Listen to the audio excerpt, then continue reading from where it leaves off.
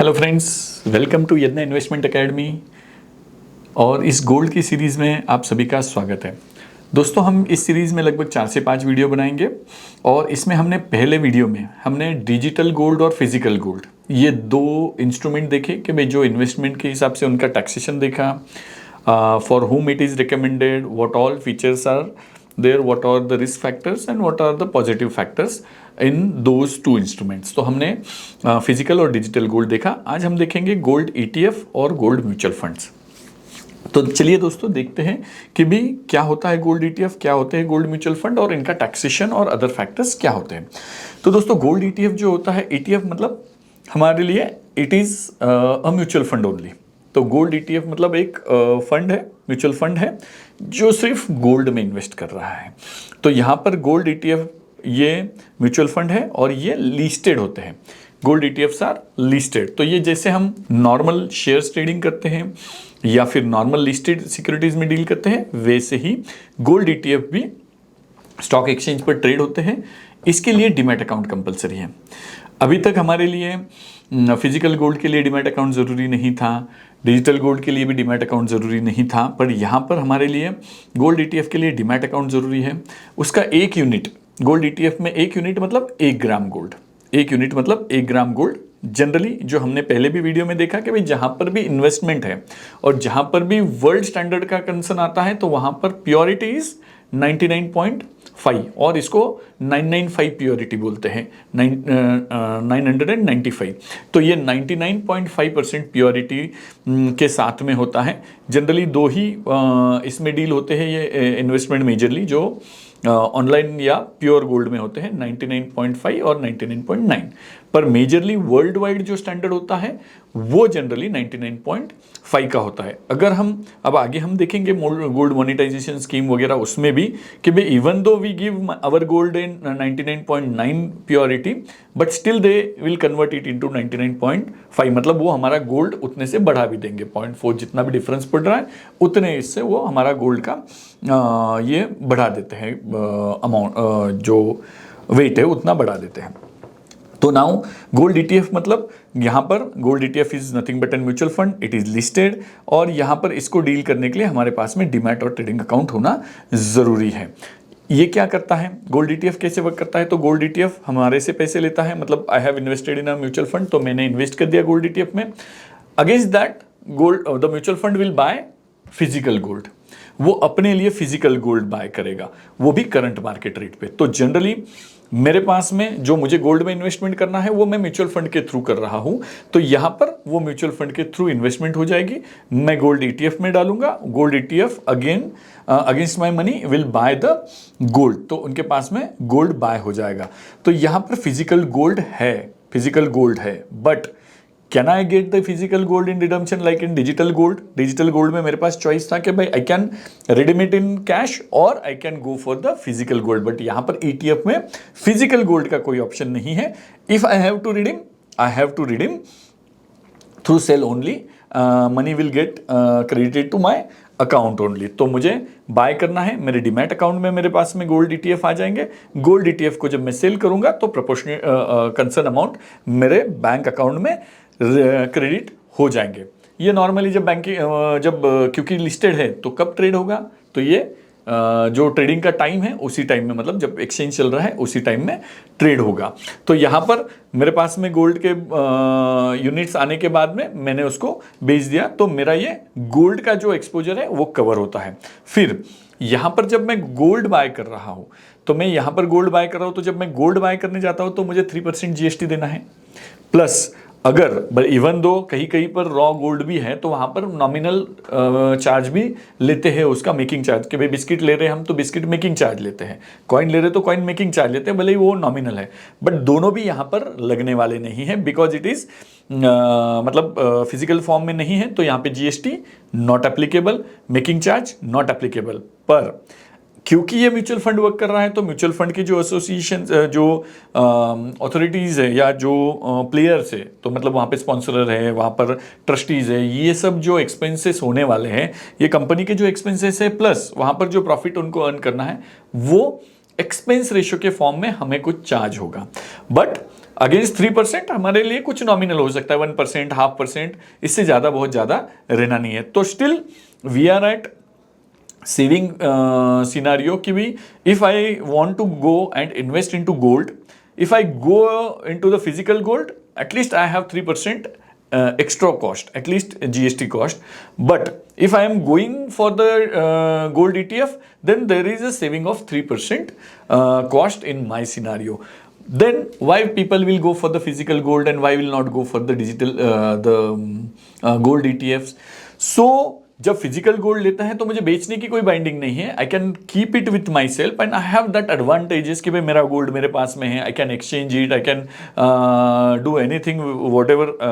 हमने physical gold के case में देखा कि भाई मैं कहीं पे भी एक्सचेंज करता हूँ, फ्रीली ट्रेडेबल है।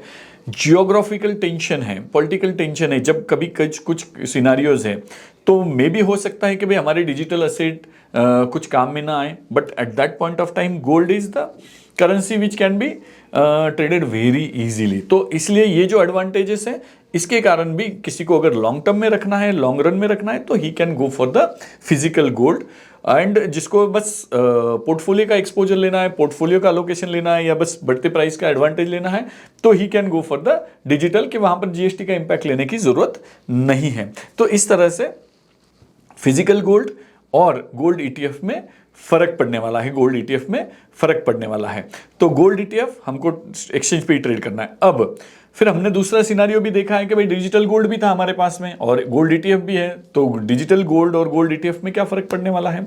तो गोल्ड ईटीएफ जो है ये सेबी रेगुलेटेड है। सब में बड़ा एडवांटेज जो हमने वहां पे डिसएडवांटेज देखा था कि भाई जो डिजिटल गोल्ड है, ये डिजिटल गोल्ड जो है ये सेबी रेगुलेटेड नहीं है।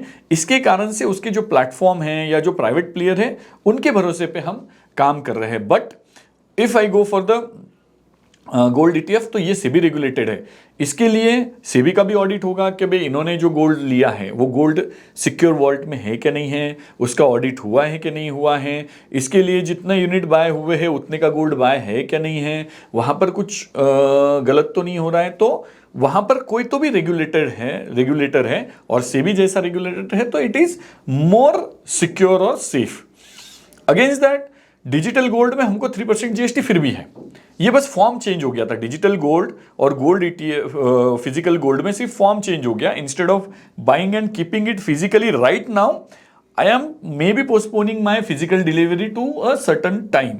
तो मैं यहाँ पे बस डिजिटल गोल्ड में इन्वेस्ट करते जा रहा हूँ। At some certain point of time मैं वहां उसको फिजिकल भी कन्वर्ट कर सकता हूँ और मैं उसको कैश में भी कन्वर्ट कर सकता हूँ। बट गोल्ड ईटीएफ में फिजिकल का कंसर्न है नहीं, इसलिए जीएसटी भी नहीं है। तो डिजिटल और फिजिकल दोनों गोल्ड में जीएसटी का कंसर्न था, गोल्ड ईटीएफ में कोई भी जीएसटी का कंसर्न नहीं है। तो ये एक एडवांटेज है हमारे लिए फिजिकल और डिजिटल गोल्ड के ऊपर। हमारे पास में अगर टैक्सेशन देखना है तो टैक्सेशन के लिए ये बिकॉज फाइनेंशियल एसेट है, तो गोल्ड ईटीएफ जो है, गोल्ड ईटीएफ 12 मंथ्स के ऊपर अगर ये है बिकॉज इट इज लिस्टेड, तो 12 मंथ्स एंड अबव अगर मेरे होल्डिंग टाइम है तो 12.5%, 12 मंथ से बिलो है तो हमारे लिए शॉर्ट टर्म कैपिटल गेन और वो रेगुलर रेट से वो टैक्स हो जाएगा। तो मेरे लिए रेगुलर स्लैब रेट से वो टैक्स होने वाला है और लॉन्ग टर्म जो है वो 12.5% से ये हो जाएगा। तो 12.5% लॉन्ग टर्म कैपिटल गेन के लिए है। अब इस लॉन्ग टर्म कैपिटल गेन के अगेंस्ट में कोई बेनिफिट है? अब इंडेक्सेशन तो हर जगह पे हट चुका है, तो इसके लिए मुझे ये भी 12.5% बचाने के लिए कोई स्कोप है। अगेन मैं रेसिडेंशियल रियल एस्टेट में अगर एक्सपोजर ले रहा हूं तो उसके लिए भी मैं ले सकता हूं। जीएसटी तो एनीवेज चार्ज हो ही नहीं रहा है, ना मेकिंग चार्ज है ना जीएसटी है। तो इस तरह से gold ETF is a kind of mutual fund. वो फिजिकल गोल्ड मेरे असेट के बैकिंग में, मतलब मेरे इन्वेस्टमेंट के बैकिंग में ले रहा है, बट फिजिकल गोल्ड मुझे दे नहीं रहा है, तो जीएसटी भी अवॉइड है। 12 मंथ्स का होल्डिंग पीरियड है, जिसके कारण से मेरा 12 मंथ्स के बाद में लॉन्ग टर्म कैपिटल गेन होना है, जो कि 12.5% से टैक्स होना है, कोई इंडेक्सेशन बेनिफिट नहीं मिलेगा। एग्जाम्पल अगर देखने जाए हम तो सेम एग्जाम्पल हम ले सकते हैं जो पहले भी हम ले चुके हैं, बस यहां पर जीएसटी का इंपैक्ट कम हो जाएगा। तो हमारे लिए जब हमने फिजिकल गोल्ड में जो एग्जांपल देखा था, सिमिलर वे में अगर हम देख ले तो हमने 50,000 का गोल्ड खरीदी किया जब 50,000 का रेट था, तो उस समय में 50,000 के रेट पे हमने बाय किया और उसको आज हमने बेचा 1,15,000 के रेट से, 1,15,000 के रेट से। तो यहाँ पर मेरे पास में बेनिफिट कितना हुआ कि भाई मेरे पास में बेनिफिट आया है 50,000 माइनस 1,15,000, तो 65,000 का बेनिफिट मेरे पास में आ गया, तो 65,000 is taxable as long term capital gain at 12.5%। तो ये इस तरह से मेरा कैपिटल गेन कैलकुलेशन होगा। अब ये किसने करना चाहिए और किसने नहीं करना चाहिए? तो जो भी ऑनलाइन ट्रेडिंग में कंफर्टेबल है, डीमैट अकाउंट के साथ कंफर्टेबल है, और जिनको सिर्फ पोर्टफोलियो एलोकेशन के पॉइंट ऑफ व्यू से लेना है, कोई फिजिकल गोल्ड का, जो फिजिकल गोल्ड के एडवांटेजेस में था कि भाई उसको कोई फ्यूचर प्लानिंग के लिए लेना है, मतलब शादी विधि के लिए लेना है, या मेरे पास में फिजिकली रहने का कंफर्ट लेना है, या एक सेफ करेंसी के लिए लेना है, तो ये अगर कुछ चीज़ें नहीं हैं, बस उसको पोर्टफोलियो का एलोकेशन लेना है, तो he can very well go. जो डीमैट अकाउंट और इसमें भी कंफर्टेबल है, बहुत से लोग उसमें कंफर्टेबल भी नहीं होते हैं, तो इसलिए जो कंफर्टेबल है वो ले सकते हैं। हमारे लिए मार्केट प्राइस जो है, फेयर मार्केट प्राइस, जो नॉर्मल मार्केट में जो प्राइस चल रही है उसी में बाय होता है। यहां पर होता क्या है कि भाई यहां पर एक्सपेंस रेशियो एक ऐड होना है, क्योंकि म्यूचुअल फंड है वो वर्क कर रहा है तो एक्सपेंस रेशियो लेगा ही, तो थोड़ा सा वो एक्सपेंस रेशियो का मार्जिन का फर्क पड़ना है। But we are saving at GST, no storage cost, no physical gold handling, no GST, no making charge, no locker, और ये इसके भी कॉस्ट नहीं है। तो ये कोई भी चार्जेस नहीं होने से ये एडवांटेजेस है। इसके प्रॉब्लम क्या है कि भाई इसमें मैनेजमेंट फीस तो है ही है, तो ये मैनेजमेंट फीस होने से थोड़ा कॉस्टली हो गया, बट जीएसटी सेव कर रहे तो वो मिटिगेट हो जाता है। हम इसको फिजिकल में कन्वर्ट नहीं कर सकते, जिसको डिजिटल गोल्ड में जो फिजिकल का प्रेजेंस था वो यहाँ पर है नहीं, तो हम फिजिकल में इसको कन्वर्ट नहीं कर सकते हैं। और उसी तरह से ये हमारे लिए जो इमोशनल वैल्यू है कि भाई मेरे पास में गोल्ड पड़ा है, वो इमोशनल वैल्यू में हम लैकिंग रहने वाले हैं। तो इसमें हमारे पास में और एक चीज़ है कि भाई जिसको रेगुलर इनकम फ्लो चाहिए वो भी यहाँ पे नहीं रहेगा, क्योंकि इसमें प्राइस अप्रिसिएशन ही रहना है, तो रेगुलर इनकम फ्लो नहीं। लिक्विडिटी अच्छी है, क्योंकि मार्केट में मैं बेच सकता हूँ, क्योंकि लिस्टेड है तो मैं बेच ही सकता हूँ। तो जिस तरह से डिजिटल गोल्ड भी बेचा जा रहा था, फिजिकल ETF भी बेचा जाएगा। लॉन्ग टर्म का एडवांटेज जो है, लॉन्ग टर्म का एडवांटेज मुझे 12 महीने में ही मिल रहा है, जो फिजिकल गोल्ड में 24 मंथ्स में मिल रहा था, तो मुझे फिजिकल गोल्ड बेचने के लिए 24 मंथ्स होल्ड करना पड़ रहा था। Now because this is digital, ये लिस्टेड है तो ये 12 मंथ्स के लिए ही है। तो digital gold, physical gold 24 months में लॉन्ग टर्म हो रहे थे, ये 12 मंथ्स में ही लॉन्ग टर्म हो रहा है, तो ये मेरे लिए एडवांटेज देने वाला है।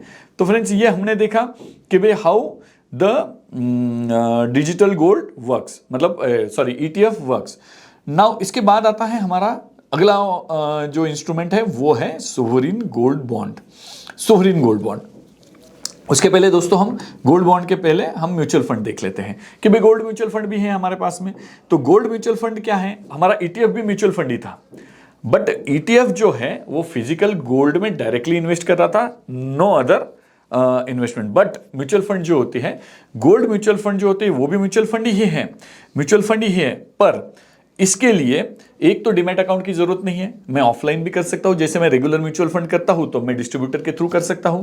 तो डीमैट अकाउंट होना मैंडेटरी नहीं है, विदाउट डीमैट अकाउंट हो सकता है।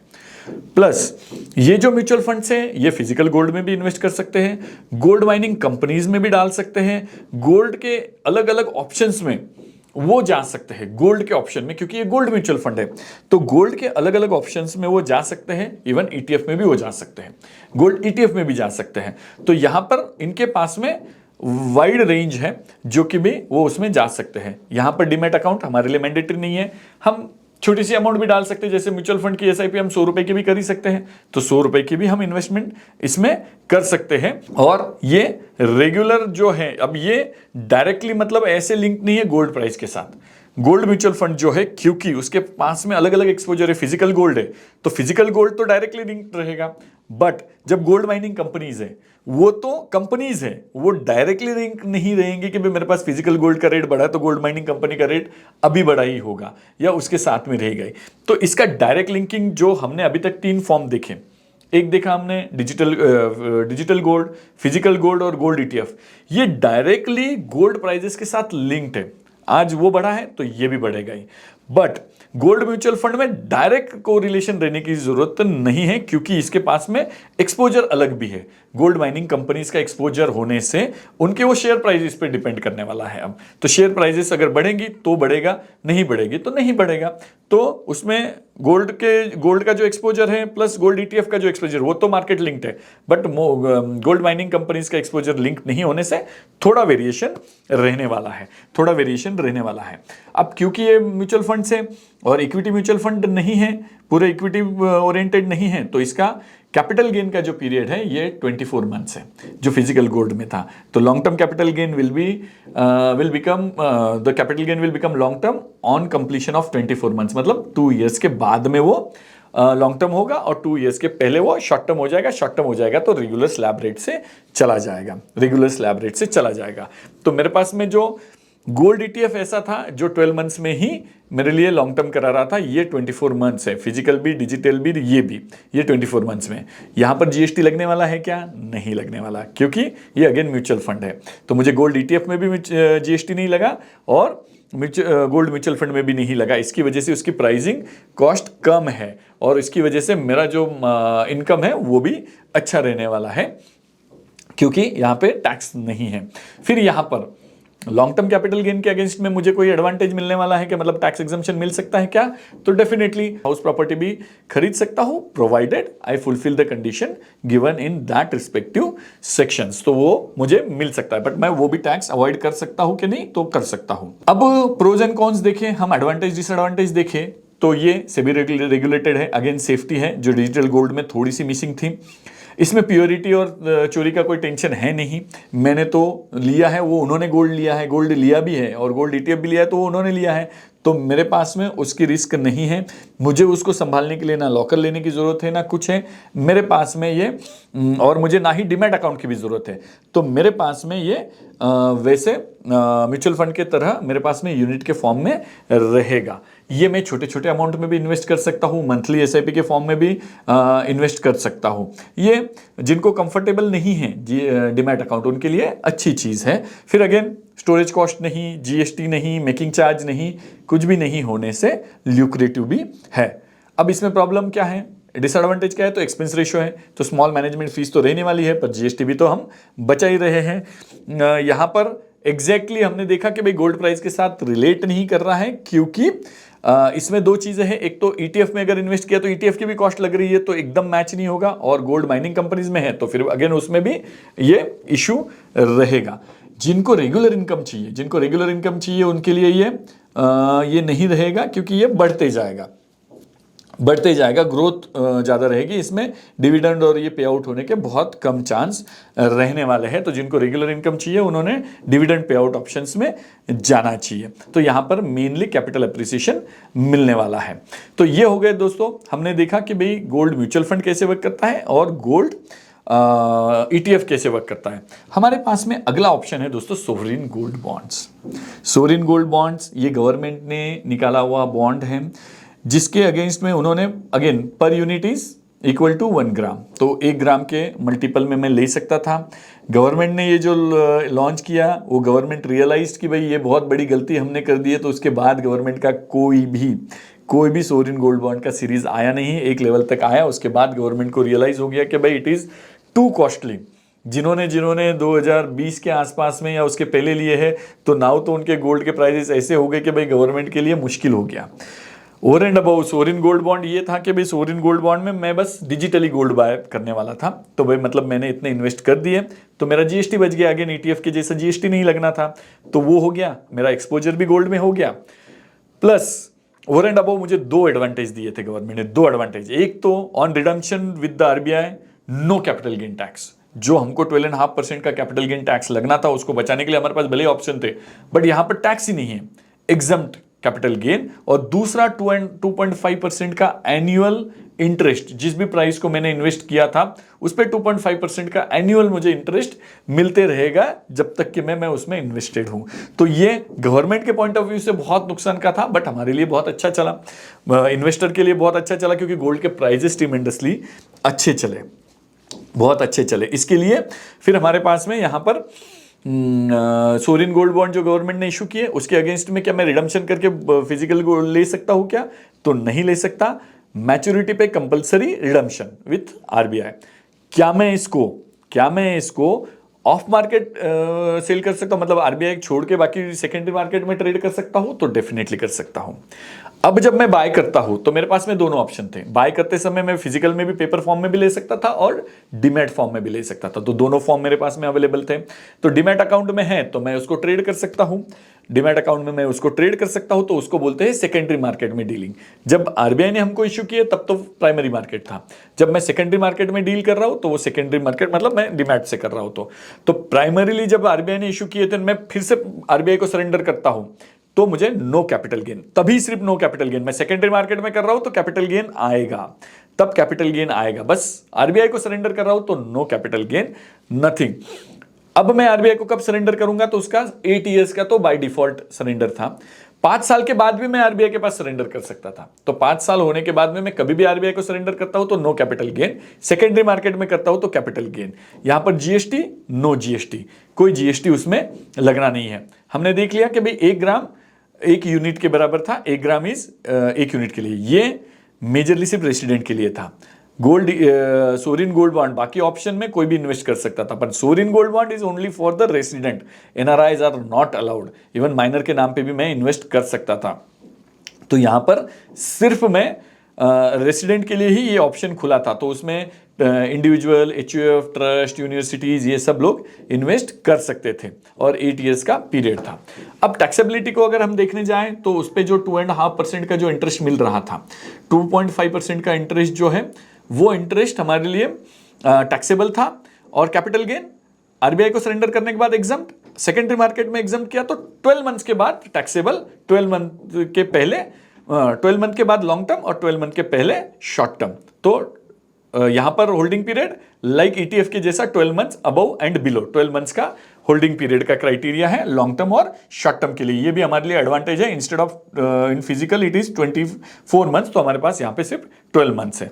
तो यहाँ पर हमारे पास में प्रोज एंड कॉन्स में तो सारे एडवांटेजेस ही ज़्यादा हैं कि भाई यहाँ पर हमको ऊपर से इंटरेस्ट भी मिल रहा था, हमारे पास में हमको संभालने की नो स्टोरेज कॉस्ट, जो ईटीएफ में और म्यूचुअल फंड में एडवांटेज थे वो सभी है, जीएसटी नहीं है उसमें, स्टोरेज कॉस्ट नहीं है, मेकिंग चार्ज नहीं है, कुछ भी नहीं है, संभालने का झमेला भी नहीं है, और एप्रिसिएशन और रियल मार्केट को लिंक करने वाला था। मार्केट के ईटीएफ जैसा गोल्ड के रियल प्राइस के साथ लिंक था, ये भी रियल प्राइस के साथ में लिंक था। प्रॉब्लम में क्या है इसमें कि भाई सेल करना सेकेंडरी मार्केट में थोड़ा डिफिकल्ट है, क्योंकि वहां पर सेलर बायर मिलेगा तो ही सेल कर पाऊंगा, तो यहाँ पे मार्केट छोटा होने से यहाँ पे सेल करना उतना एक डिफिकल्ट था। और जो फिजिकल गोल्ड में जो कंफर्ट था मेरे पास में पड़ा है, मैं उसको शादी में यूज कर सकता था, गिफ्ट देने के लिए यूज कर सकता था, बहुत सारी चीजों के लिए, और जो कंफर्ट था फिजिकल गोल्ड का वो यहाँ पर नहीं है। फिजिकल गोल्ड का नहीं, ये सिर्फ अलोकेशन के पॉइंट ऑफ व्यू से, इन्वेस्टमेंट अलोकेशन के पॉइंट ऑफ व्यू से it is good investment tool, तो यहाँ पर मेरे पास में वो ऑप्शन था। अब यहां पर हम एग्जांपल में हम जान ही रहे हैं, बट आपको वही देखना है कि भाई उस समय में इतने में बाय किया हमने, मान लो 50,000 के रेट से बाय किया था मैंने 2020 में, और 2025 में 5 साल पूरे हो गए, 2025 में मैंने अभी 1 लाख या जो भी रेट होगा उससे बाय किया, तो जो गेन है no tax because I am surrendering to RBI. अगर मैं सेकेंडरी मार्केट में बेचता हूं तो 12.5% का tax, long term capital gain because holding period is more than 12 months. Interest जो भी इतने साल का इंटरेस्ट लगा हर साल उस पर टैक्स आना है, उस पर जो भी मेरा स्लैब रेट है उसके अकॉर्डिंगली टैक्स आएगा, तो उसमें कोई भी टैक्स में कोई छूट नहीं है। तो ये जिनको अलोकेशन लेना है उन इन्वेस्टर के लिए अच्छा था।